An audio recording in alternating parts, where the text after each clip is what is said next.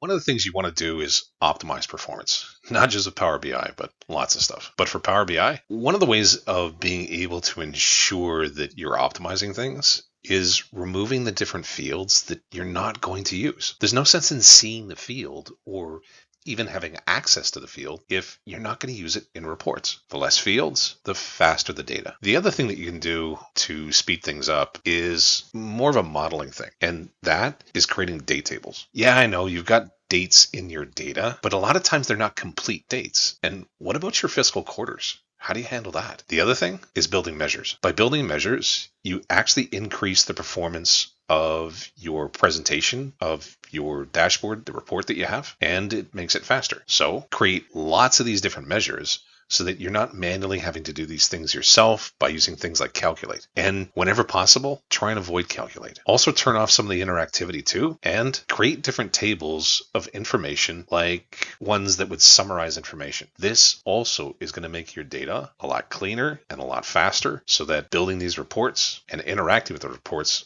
is much faster. Your performance analyzer is another one that you can use, and this one doesn't get enough use. The other thing that you can do is, believe it or not, head to options. Go to options in Power BI desktop, and once you head to options, head to the data load. In the data load, what it does is it automatically creates dates and times for new files. Turn this off. There's really not a lot of reasons for you to have it.